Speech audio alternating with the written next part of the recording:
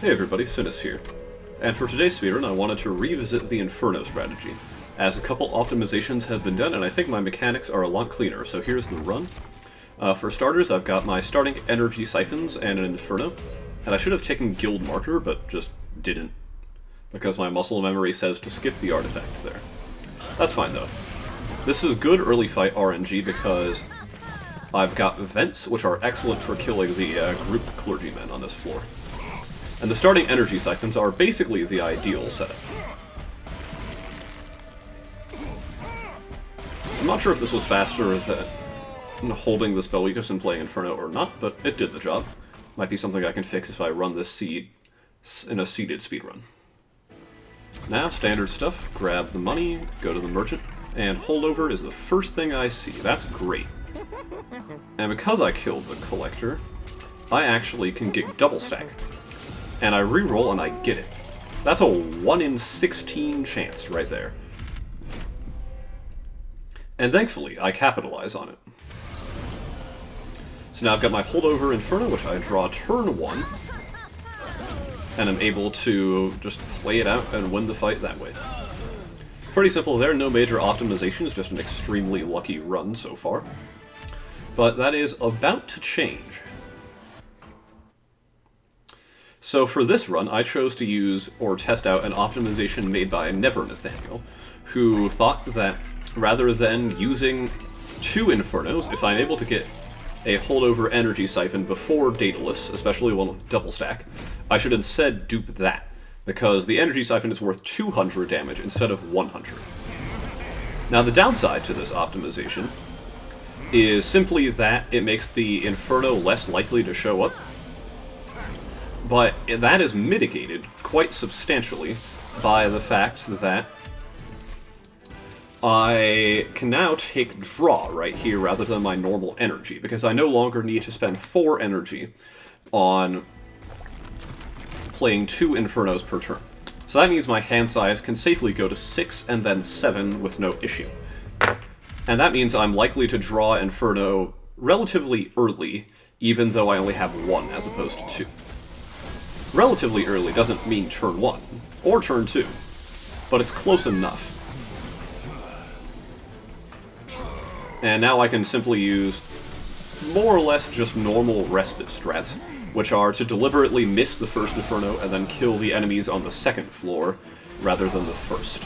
I am going to let this clipped reflector by, but he's not the end of the world. He doesn't do very much damage, nor is he that slow. So that's Fight 4 taken care of in a pretty solid manner. And the fact that I already have all the spell weakness I will ever need means I can safely fast skip every card in the run. Again, very lucky, but I do take advantage of it.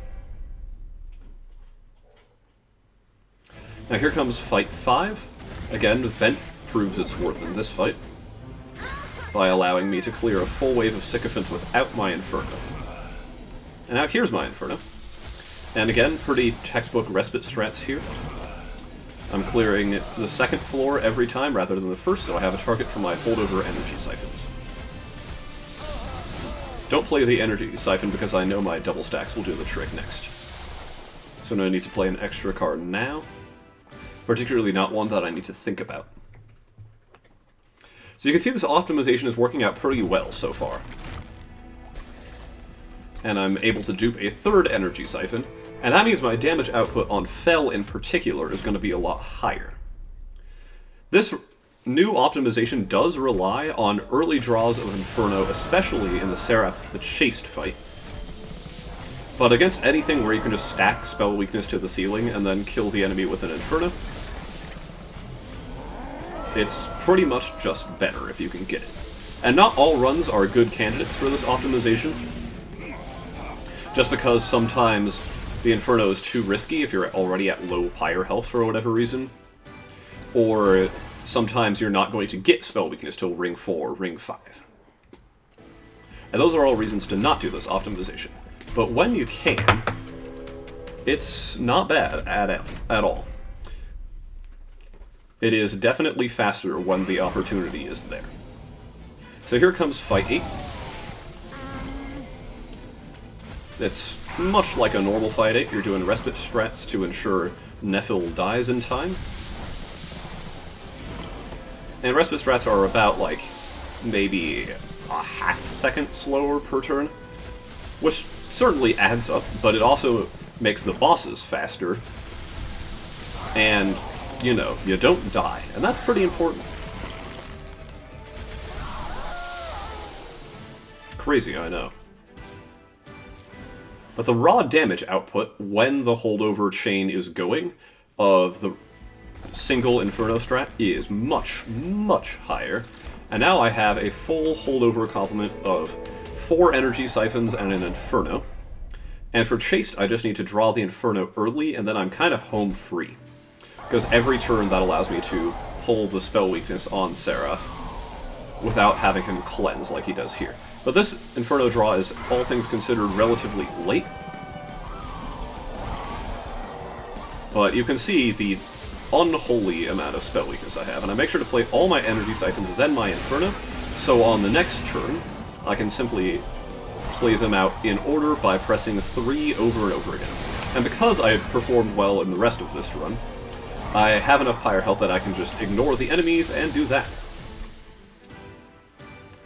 And the time for this run was 5:58, which over my previous Inferno PB is just under 30 seconds of time save. That's this run. Hope you enjoyed. If you did, please do like and subscribe. It helps me out a lot. And if not, please comment down below with what I can improve on. Have a good one, y'all.